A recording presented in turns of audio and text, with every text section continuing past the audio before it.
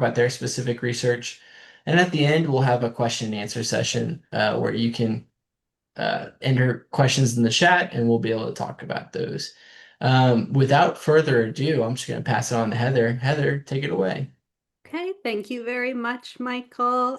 Welcome everyone to today's open house. I wish it was in person. I like meeting people, but this is the second best option, and it's a good way to reach people from all parts of the country and the world. So welcome. I'm going to walk through a little bit about the program and our curriculum, and then, as Michael said, I'll turn it over to Haley and Professor Jana Kiraman to talk about their work.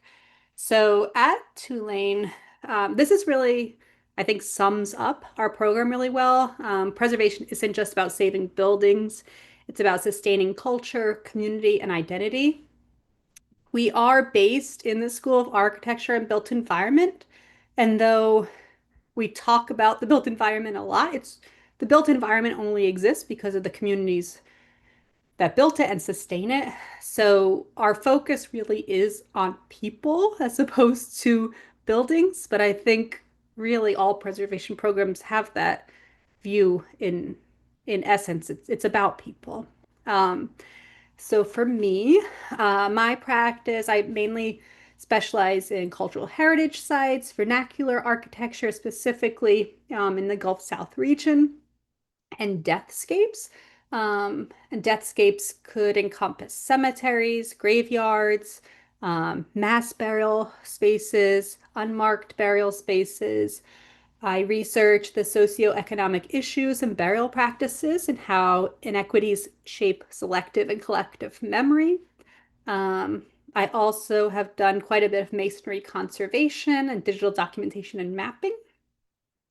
And in addition to my role at Tulane, I have a cultural heritage preservation firm called Gambrel and Peak, and I work throughout the country, but again, mainly in this Gulf South region. So a couple of my current projects, I'm working with a team on a grant-funded project to survey every standing structure on Grand Isle. So Grand Isle is in one of the southernmost points of Louisiana.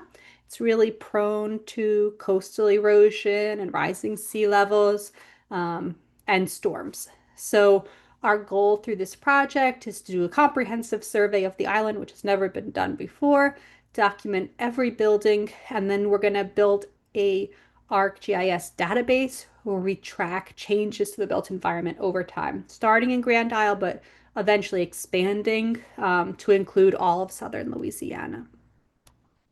Another project that I'm still actively working on is the Louisiana Register of Historic Cemeteries. This is another grant-funded project, and actually working with a team of students, we mapped over 8,600 cemeteries in the state of Louisiana. We're trying to mark the location of every known burial site in the state. So it's a very large project. It's a growing project, and we're working also directly with the public to crowdsource some of that information now. And I'm also working with New Orleans Catholic Cemeteries, a local nonprofit called Save Our Cemeteries, and the World Monument Fund on a couple of initiatives in different cemeteries here in New Orleans, mainly in St. Louis Cemetery number 2. We're doing a lot of hands-on restoration work of various tombs, and that's also an ongoing process with a lot of partners. The New Orleans Master Crafts Guild is also a key member of that team. So why Tulane and why preservation? Really, this is so true. Um, there is no place quite like New Orleans. And to study preservation, it really is such an amazing place to do it. And you're exposed to so many things. It's such a unique landscape, physical and cultural landscape. And why Tulane? Um, Tulane in general is really community driven. We're really invested in community and to helping communities. Being here too, I like to call it a very, very big, small town. Everybody knows everybody. And so you'll hear probably Haley will mention it, but I always tell the students like we have a key to the city. Like any building we want to get in, they open it for us. We're very lucky to have such great relationships with the city of New Orleans and all the stakeholders involved, because it really is open access to anything we want to explore and an ongoing collaborative process between the program and the communities that we serve. Another thing about Tulane that I just want to pop in really quick and say, I have never been at a school that supplies as much student support as Tulane. We have academic writing center. We have um, all like different learning support systems in place. You can get a just an advisor to help you through your time at Tulane. There's just something all the time for our students, and I think it's a community of nurturing. We want you to succeed, and like Tulane really lives by that. Um, all of our faculty within the program are active practitioners.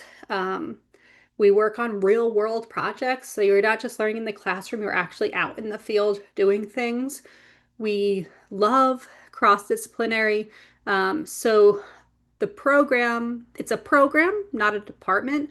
All programs in the school are programs. So we have architecture, we have landscape architecture and engineering, we have sustainable real estate development, we have SIC, we have design, there's always urbanism, and we're all programs, which lends itself to some fluidity. So students from different disciplines oftentimes take classes in other ones, and there's a really nice dialogue between the various programs. So why historic preservation? And this is something I think also is very true. It's not about freezing time and freezing a physical place in time. It's about designing continuity and allowing those places to move into the future in a sustainable and equitable way. Um, so through the program, we empower you to protect heritage while also leading innovation. So you'll have projects where you try to do adaptive reuse. You'll learn about tools to help build sustainable structures moving forward. So, like integrating modern sustainable practices into historic buildings. We really cover a lot in the program. So, we blend art, science, and advocacy. So, from material conservation to urban policy. Again, we work hands-on in historic neighborhoods. And also, you're going to learn from your faculty, but also from preservation professionals working in the field. We have a lot of guest lectures come in and a lot of community partners that we work with, um, and really shaping the future of our past and how we interpret our past and how we can carry narratives forward that in the past have traditionally been silenced. So this is our current faculty, including full-time and adjunct faculty. They are all, again, active practitioners in their field. When I run through the curriculum, I'll talk a little bit about each one of them, but they all bring such a high level of expertise into the classroom. And oftentimes, like I just put out a call today for student interns for my firm, but we also take you into our own private practice often because we always have different projects coming up where we need an extra set of hands. So there is also opportunity to work directly with faculty members outside of the classroom environment. So what will you learn? We try to fit as much as possible into the 2 years. 2 years, I wish I had each student for like 10 years, but so you cover historic research and documentation, building conservation, material science, cultural heritage, urban policy, adaptive reuse, sustainable design, and that's just like a small sampling of everything that we cover.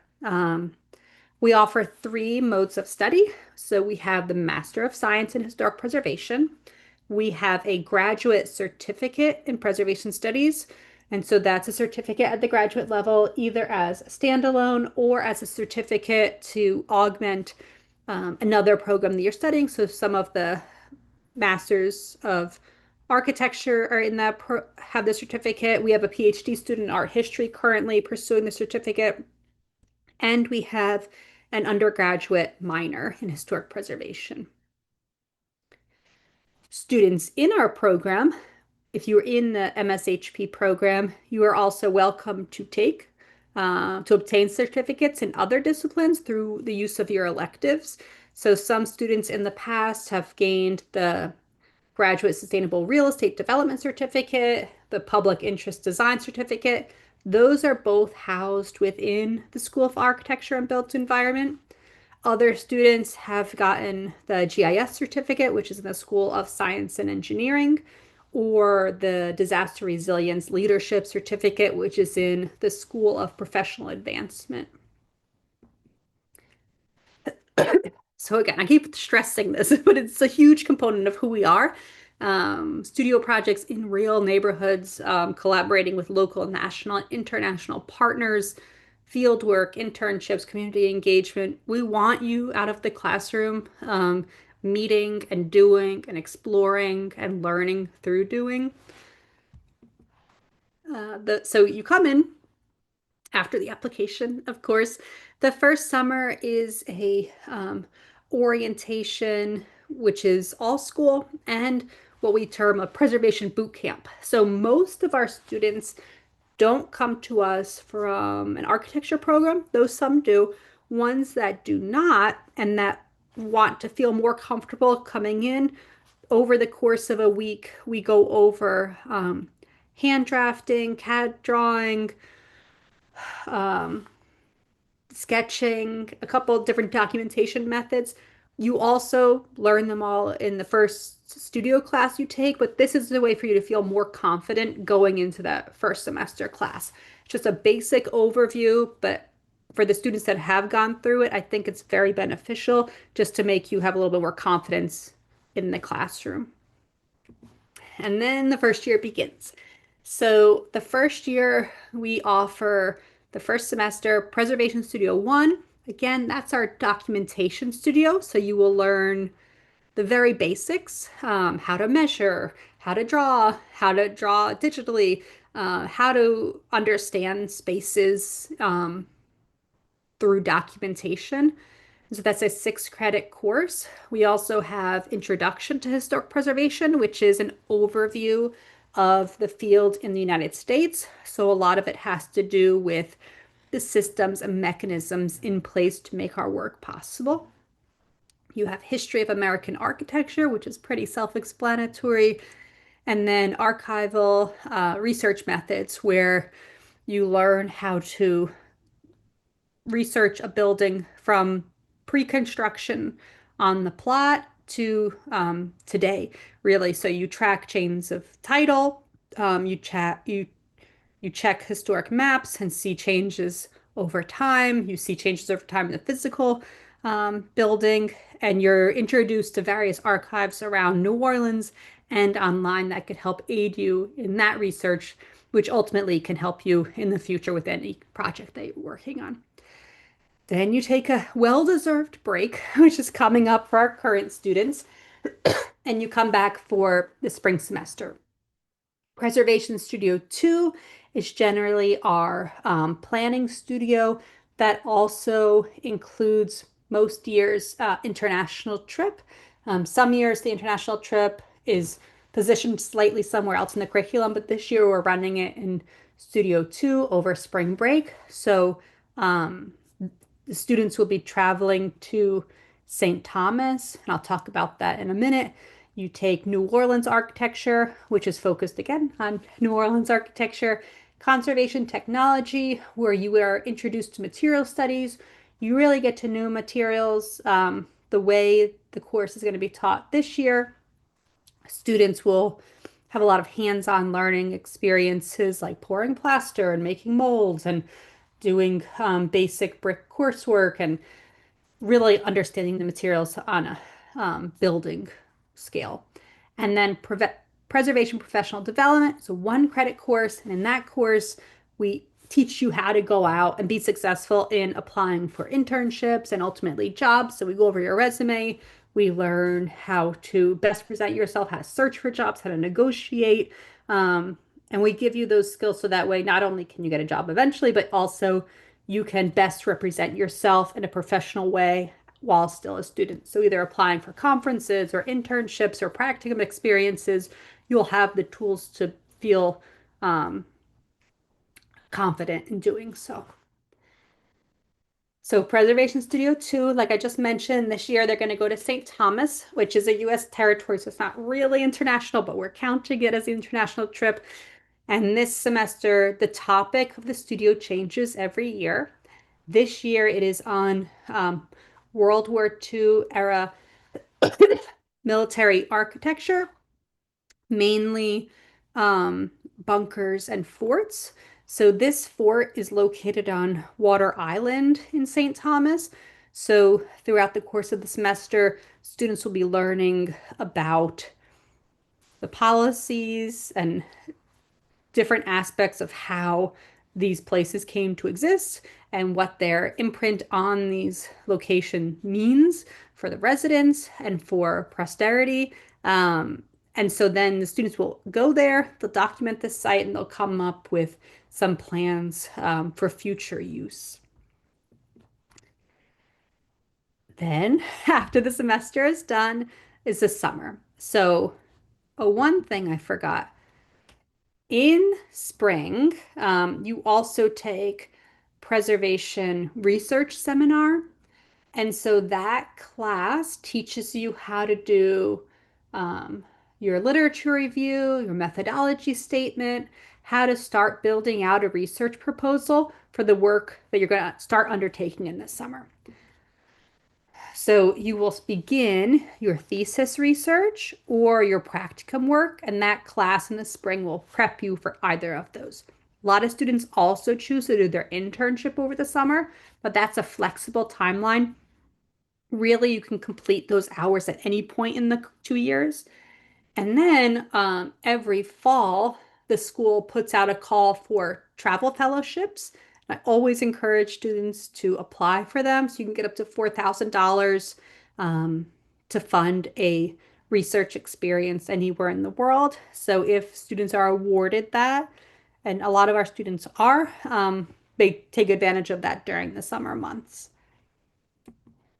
So a thesis. So if you choose a thesis, and it's really up to you, a thesis or a practicum, they both count equally. One is not better than the other. They just have a different focus.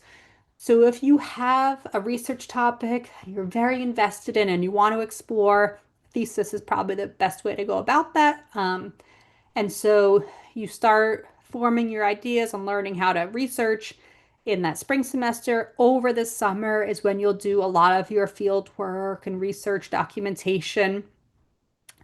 The final, which is at the end of your second year, is a paper with a minimum of 25,000 words, roughly 100 pages. But again, we walk you through the process. You're never on your own in this program. There's always someone there to help you along. So some students choose to do this. Some recent thesis titles I put up here. It's really up to you what you want to study, whatever it is. You have a thesis committee that you select. So there's a director, and then you get to pick two additional uh, committee members. So one has to be a faculty member somewhere at Tulane University, not necessarily in the program. And the other person can be an expert in that topic from anywhere in the world. So we always come out with a really wide range of thesis topics, which I think is really fascinating and interesting. Other students choose to do a practicum. So a practicum is 480 hours, which is about 3 months full-time work. And so that's why a lot of students do it in the summer with an outside organization. It's kind of like an extended internship, but a little bit more intense than that. So throughout that process, you work with whatever organization, and then when you come back in the fall and that second year, you will write a paper about that experience, which is about 50 pages. But again, we'll guide you through the process. Students have been all over doing their practicum. So one recent student went to Santa Fe. and was working with the Historic Santa Fe Foundation on Adobe. Another student did hers with the National Park Service in Washington State, and she did a historic structures report there. Um, Another student worked with the Archdiocese of New Orleans to create a UNESCO nomination, and then on and on. Other students worked in Ohio on an adaptive reuse project. A practicum is a good option for students that want to learn things that were not necessarily covered in the curriculum, like Adobe. We touch on it, but we are not a location where Adobe can be successfully constructed. So if students are interested in those types of experiences, they do a practicum. Also, if you have already identified a firm or a place in the country or the world that you would like to see yourself ultimately working in, it's a great way to get your foot in the door. A lot of our students end up being offered jobs through their practicum experiences. An internship is usually 200 hours. We're going to shorten it a little bit next year. And it is with a host organization. I feel very, very strongly that both practicums and internships should be paid experiences. Um, I think it's really important to have our work be valued. You are going in as a student, but also as somebody that has taken the classes and has put in the time and does have really important knowledge to share with your host organization. So you should be paid. For internships and practicums, we have a very wide net of contacts. So if you have an interest in working in a different place or with a specific company, let us know. And likely we will know someone that works there, or we will know somebody that knows somebody that will work there. And we'll help guide those processes as well. So travel fellowships, like I just said, they take place usually in the summer.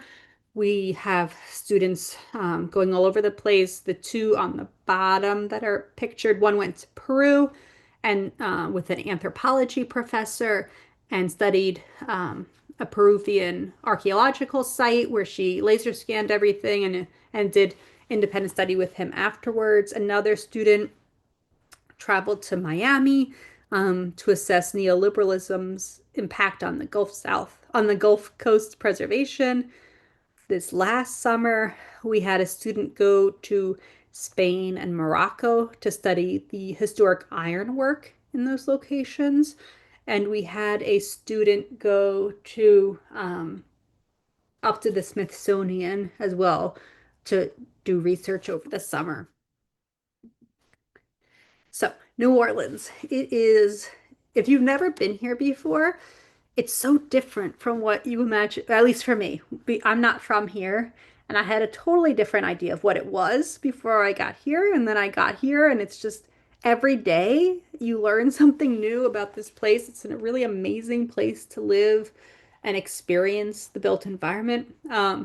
It's a city with a long tradition of craft and building traditions. Um, and it's a great place to study climate adaptation. All cities, I can't imagine, there's really no part of the country that is not dealing with some impact of natural disasters. And I think being on the front lines of that, there's so many lessons to be learned, either to stay here and practice or to take back to other parts of the country and implement there. But it's really a place where you're going to be exposed to a wide range of issues that you're going to have to come up with really inventive, sustainable solutions to. And the communities here are very used to preservation as a term and as a field, and it's something people understand and are generally comfortable with. So it's not as hard of a sell as it is in other parts of the country. So all of that in the summer, then you come back for your second year. Your second year, there is Architectural Conservation Lab, where you'll start learning some material science, like paint analysis and wood identification. There's all kinds of things that you cover in that class. There's also a historic preservation law course taught out of Tulane Law School. and you're able to take 2 additional electives. We have at least 1 elective every semester running out of the program, but you could also take electives within the school or other electives at the university as long as they're approved. And then the last semester, you work on either your thesis or your practicum. You finalize the writing and move into the editing stage. You're able to take 2 more electives, and then your internship credit counts in this semester, even though you could do your internship hours like wherever you want, wherever it makes the most sense for you to fit it in. So, career pathways. Preservation is a huge field. There's so many directions you can take. We have a lot of students leave us and go into design and planning. Actually, 2 students from last year were hired by planning firms prior to graduating, and the positions waited for them to graduate a couple months actually, which was great. Cultural resource management, we have students working for private cultural resource management firms, nonprofit and government leadership, tons of people at the local, state, and federal level from our program. Real estate and development consulting. There's a huge need for historic tax credit work, and you are going to be well equipped to deal with that kind of work if you go through the program. And other students really enjoy academia and they decide to move forward with PhD studies or other studies. Haley, who you'll meet in a minute, is deciding to go to law school, which is amazing. Other students get really into advocacy or conservation research. And so there's so many different gateways. And I think we touch upon almost everything. There's always more to touch upon, but we give you a very wide range of topics and allow you to grow in whatever direction best fits your interests. We also will never let go of you. So we have a super strong alumni network. We also have partnerships all over the place, local, national, and international. Again, like firms that we work with, organizations that we work with, that we have good relationships with, that I could just call and say, can you host a student or can you talk to this student? And they're more than happy to do so. We have local alumni events, at least 2 a semester, but usually more. And then we're present at different preservation conferences and other things. But we are a unit, a strong and growing unit. Our program was founded in 1997. So there's many generations of alumni that have now gone out, and you can find our alumni working really across the world. It's really amazing. So why apply right now? You get to learn from a really great group of faculty who are not only leaders in their field, but they care. They care about preservation and they care about you as students succeeding. You get to study in New Orleans, which is, I can honestly say, one of the most architecturally rich cities in the world. You get to build a whole set of skills. And then you get to join a pretty tight-knit, creative, and mission-driven community of folks that we don't just say that we care, like we actively do work to, this sounds like silly, but we try to better the world through our work. So preservation at Tulane is about people, places, and possibilities. It's about asking how we can care for what's to come, what's come before us, so we can imagine what comes next. And with that, I'm going to turn things over to Haley. Haley is a second-year graduate student in the program, and she's going to talk a little bit about her work and research and her time in the program. Thank you, Heather. You're welcome. If you hear any hooting and hollering, I am with a couple of my classmates right now, and don't worry about it. They're just trying to embarrass me. Go ahead, Heather. So why I chose the program at Tulane. I was originally a landscape designer. That's what my BS is in landscape architecture, and I worked for a few years and felt like I needed to make a change. I knew that I was interested still in scholarship in the built environment, But I was also interested in historic preservation and history as well. Um, and I chose the program at Tulane because I felt that it had a good breadth um, of the fields. There is physical work, restoration work, there's research, there's some of that more like high level thinking. And to be honest, I didn't really know what I wanted to do with this master's program. So it was important to me that I kind of got like a sampler platter, basically. But because the program is so diversified, it attracts a diverse group of students. So the folks that I'm sitting with right now are their backgrounds in architecture. We have somebody who's a blacksmith, somebody who's coming from Africana and museum studies, an anthropologist, sort of all across the board. And at this level of school, you're, as much as you're learning from the faculty, and the faculty are amazing, you're also learning a ton from your peers. So that was very important to me.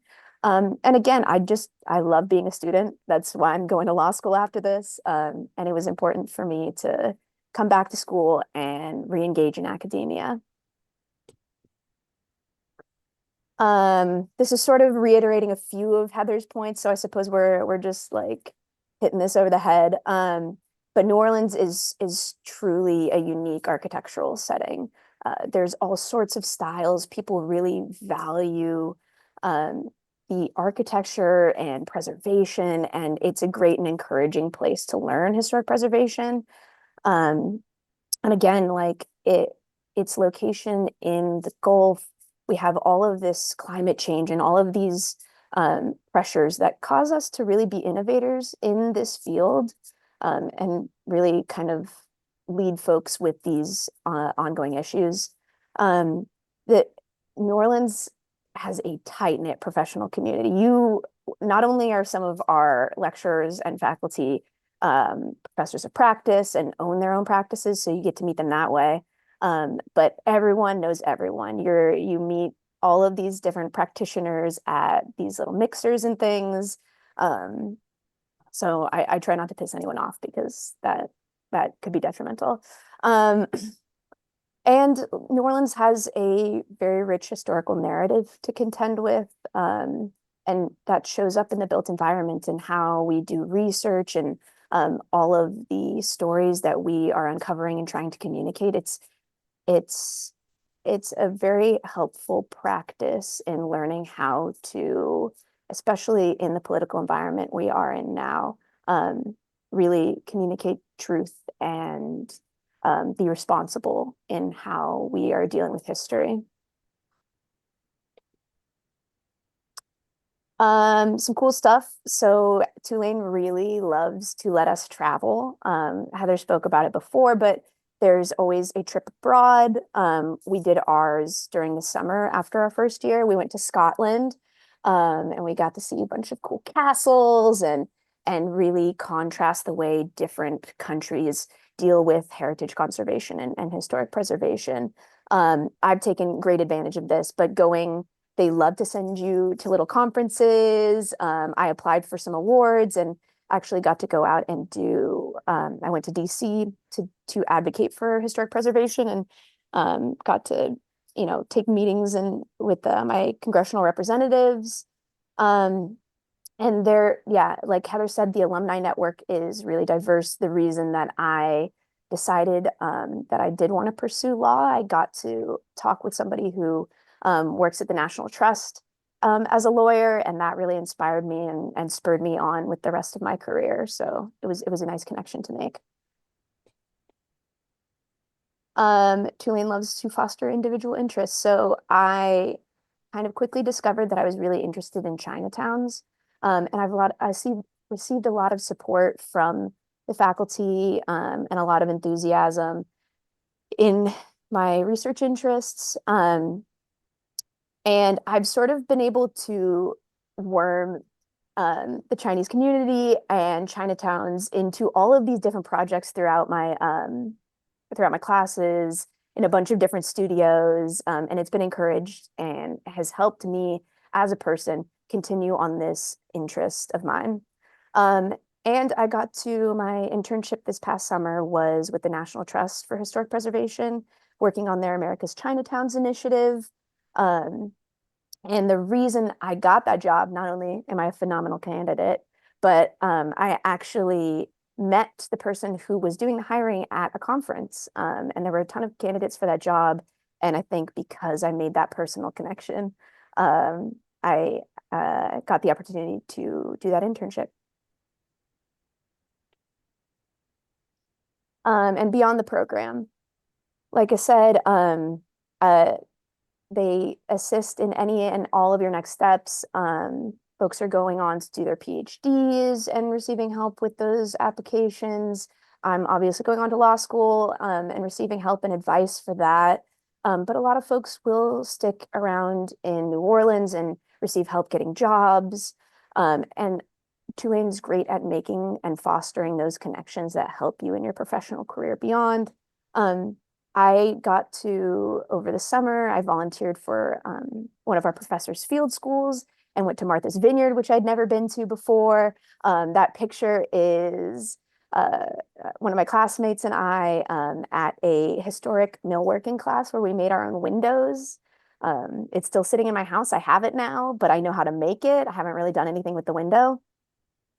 But yeah, I mean, I think anywhere you want to go beyond this program, somebody at Tulane is doing it or is adjacent to it. And you can always ask to make that connection, and they are more than happy to do it. And that is all I got for you.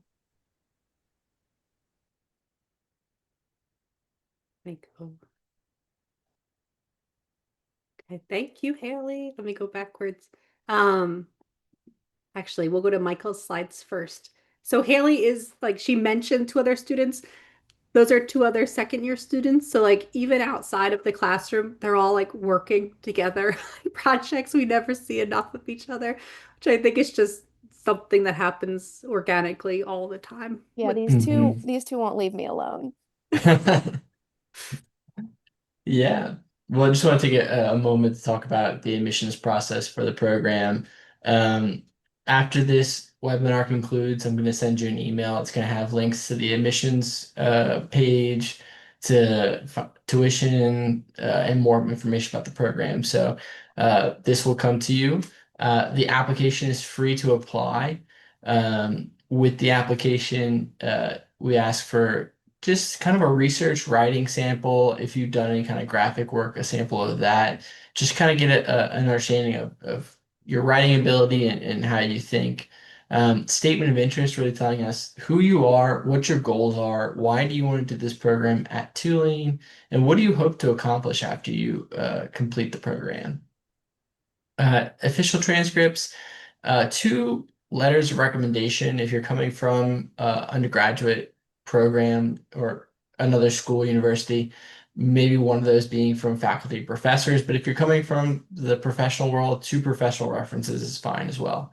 A resume, and then English proficiency if you're an international student. We have a deadline coming up December 1st, early admission. That just means that if you want to receive a decision early, apply by that date. There's no special admissions or scholarships with that. It's purely if you want to receive a decision by mid-December, by December 1st. And then everyone should apply by January 15th, and we usually give decisions by mid-February for that.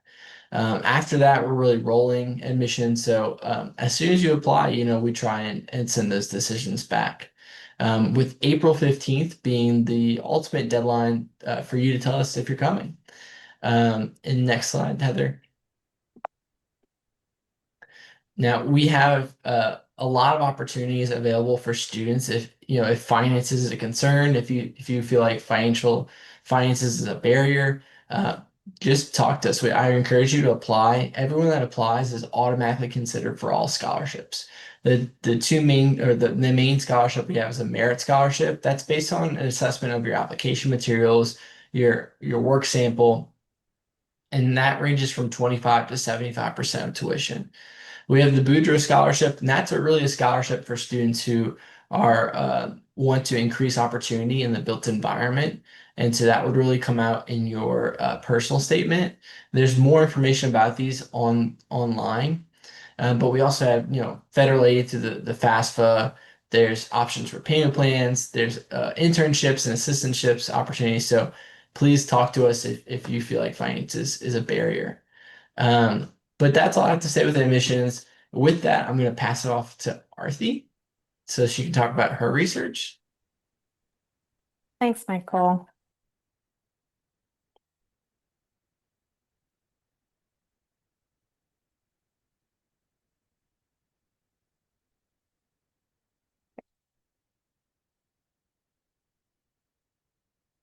Okay. Sorry.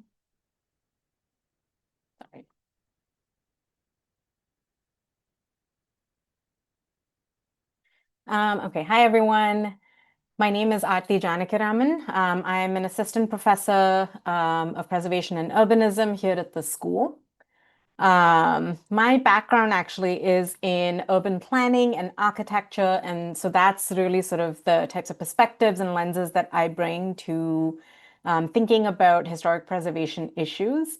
I'm going to take us, I'll talk a little bit about my research and some of the courses that we offer, and you'll sort of see that, in addition to focusing on New Orleans and using the city really as a lab for learning, we also sort of offer sort of more kind of global perspectives as well. So broadly speaking, my research centers on the spatial politics of historic preservation in cities. At the core, what I'm interested in is using heritage and its conservation as a lens to thinking about processes of development, processes of nation building, thinking about things like diplomacy, and thinking about questions like social engineering and social equity. With my interest in heritage, a lot of my work, at least a lot of my current work and my current research, is focused on World Heritage and UNESCO's World Heritage Program. So I find this to be an interesting lens, actually, to thinking about some of the tensions that emerge between globalized and sort of universalized notions of heritage and how it should be protected, and the highly localized and even personal experience that living heritage as, cities as living heritage actually represent. This is a fairly widespread program. Today, there's over 1,200 sites on the World Heritage List, and these are spread across 170 different countries. And while some of these World Heritage sites might be monuments, they might be sort of archaeological ruins and archaeological sites, many of them are actually living heritage sites. They're actually, sort of neighborhoods in cities. And so I think, sort of preserving them as heritage, but as, kind of museumized spaces can be very contentious, especially for the communities that actually live here. So one of my ongoing projects looks at the role of heritage in development and diplomacy in Sri Lanka, in Galle Fort, which is a World Heritage Site. So a lot of the conservation efforts in Galle Fort have actually been under an international cooperation and a heritage partnership between the government of Sri Lanka and the Netherlands. A lot of the heritage in Galle Fort represents heritage from the Dutch colonial period in Sri Lanka. But what's interesting is that, when we see what the implications of this are on the ground, heritage conservation under this international partnership between a former colonizer and its sort of former colony has led to a selective prioritization of the Dutch past. So you see this in the built environment, you sort of see that in these images where shops and restaurants and buildings are named after sort of Dutch things, right? So you have the Dutch Wall Luxury Boutique, the old Dutch house, things like that. So you have a sort of harkening back to this particular past. On the flip side, with these conservation efforts in partnership in the Dutch, it has also led to some very problematic impacts on the ground. So with an influx of foreign investors, you have rising real estate values within this site, and that has really driven out a lot of the local community because they can't really afford to live here anymore. With the growth of tourism, you see also a commercialization and a commodification of the built heritage. But rather than residents, it's actually often outsiders that either people that live outside the fort, people from other parts of the world who have really been able to tap in and sort of capitalize and benefit from this tourism. And with tourism-led gentrification, this has also actually displaced a lot of the original communities that live within the fort. For the people that still remain, touristification of this place comes with real hardships and real intrusions into the daily lives of these people. And a lot of these impacts that I talked about, like gentrification and displacement, commodification, these are impacts that actually resonate with a lot of other cities, not just across the global south, but across the world, right? So we see a lot of these growing pains associated with tourism, even here in New Orleans. Another project that I'm currently working on focuses on the design politics of decolonization in India. So this is a project that's focused in New Delhi, and it looks at the evolution of an urban landscape, but also of a soundscape, and how you have sort of transitions from an urbanism of imperialism to an urbanism of nationalism in India over the last century. Another project that I have ongoing is looking at coastal heritage and climate change. So this is a project that focuses on the impacts of climate change on coastal World Heritage sites, focusing particularly on historic port cities in South and Southeast Asia. So these are just some ongoing work that is part of my research that hopefully gives you a sense of, the types of themes and the types of questions that I'm interested in. So a lot of my research, like I mentioned, is focused on World Heritage. And this is something that has informed some of my teaching as well. So right now in the fall, I'm teaching a class that's called Developing World Heritage, where we look at the ethics and the politics of World Heritage designation of these processes, as well as its role in development. So students who are taking this class, which include actually Haley, Emily, and Ashlyn, who are on this call, they're doing final projects where they're studying World Heritage across the world. So students are looking at World Heritage sites and doing research on sites in Nepal, in Taiwan, in Robben Island in South Africa, in Burkina Faso, in Nigeria, in Mexico, in Cuba. So this is really an opportunity for them to delve into the types of questions and themes that they're interested in, but also explore new geographies and new places as a way of understanding a particular phenomenon. And Heather already mentioned this, but in the spring, I'm going to be teaching this new studio that's looking at World War II heritage in the Caribbean. And the studio really looks at the complex history of American occupation overseas. And it's really going to be an exploration of sort of new uses for defunct military architecture that can try and balance heritage conservation with community needs. So, this is really sort of an opportunity, I think, to think about how adaptive reuse projects can both confront but also transform military and colonial legacies of these sites, and do that in ways that really serves the civic and cultural needs of resident communities. So for the first iteration of this studio, we're going to be traveling to St. Thomas in the US Virgin Islands. And the hope is that this is really going to be part of a series of studios where we'll focus on adaptive reuse of World War II sites across sort of other parts of the Caribbean as well in future years. So I'll just kind of end by saying that, a lot of my work is really sort of focused in the global south, in South and Southeast Asia, though some of my professional work, is spread across the world. A lot of my professional work is either in Boston, New York City here in the States, but also in India, Singapore, Malaysia. And with sort of this professional work, the research agenda and the teaching, I think the emphasis for me really is on thinking critically about heritage conservation, about historic preservation here in the States, and really thinking and asking these questions, right? Like, what is conserved, by whom, for whom, who gets to decide, who is included and excluded from these processes?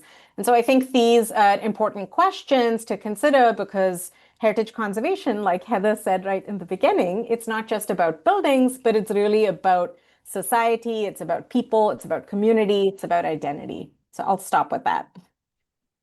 Awesome. Thank you, Arthi. That was great. Great. Well, now we want to hear from you. We have the Q&A function of the webinar. If you have a question, feel free to type it in there, and we would all like to answer it for you. Give people a few seconds. I'll just ask one real quick. We've mentioned a lot of outcomes, career outcomes for some of our alumni, but what if we wanted to bucket it into certain things? What are some of the things that our alumni are doing after they graduate? I think, what are they not doing? Good question. It really is like so many different things. A lot of Mhm. people do end up going into consulting, so they have more control over the projects that they're working on, but it's really anything. Like preservation is such a broad field, and there's so many different avenues people could take. Um, a lot of people, just from like a financial perspective, a lot of people, when they first graduate, if they have federal loans, they go into nonprofit or government work because as things are right now, after 10 years, those loans could be forgiven in those fields. But it's so broad. Like Yeah. there's not Well, really an answer to that. Haley, we know you're going to law school. What are the other two doing? What are the other two doing? Oh my God. She wanted to answer a question so bad. She's sitting at me looking. Ashlyn is pursuing a PhD program. Emily has a few options. She's applying for a PhD program. She's considering remaining in the city and working for a firm here. So time's ticking. One Gotta thing make a about decision. Emily is that through her practicum, she's been introduced to all these different firms, and some firms have already told her, we want Yeah. you to come visit us because we want to hire you. So she's already kind of being taken away from me. Yeah, Emily definitely used the practicum to do some very, very, practical work. And works with the city, works with the PRC. Sorry, Emily, I'm like answering your question. You're right here. But Answer it. Like Emily can join. Emily, you wanna Yeah. you wanna actually get in here? They're asking about like what we're doing after. What we're doing after? Yeah, Okay. Yes. specifically you. Um, so right now I work for the PRC for my practicum where I'm doing some research for them. The Preservation Resource Center. Yes. New Orleans. And I've gotten to meet with a lot of stakeholders who have a firm or they work in the city or something. So I have some options in terms of what I'm going to be doing. People are very impressed with the work, guys. Do a practicum if you can. Hey. It's very, very fun. But yeah, I am also applying for a PhD program at Carnegie Mellon. So Mhm. we'll see. That's awesome. Thank you. Yeah. Um, Are you, I don't know. Arthi, I'm curious, what are some of the ways that you bring the students along in your research? I think the sort of so far, so this is my second year here at the school, and I think, right now actually Haley has taken two of my classes at this point.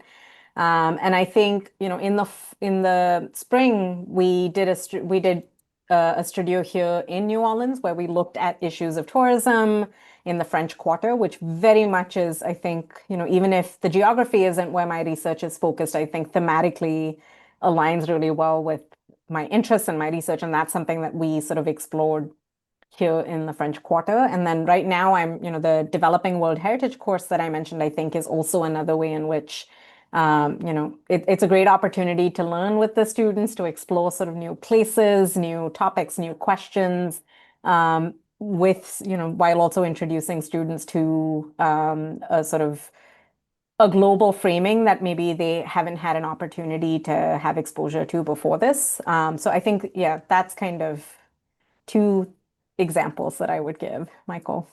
Yeah, thank you. Mhm. And again, if anyone has a question, any participants or students have a question, feel free to ask it now. We've only got a few more minutes left.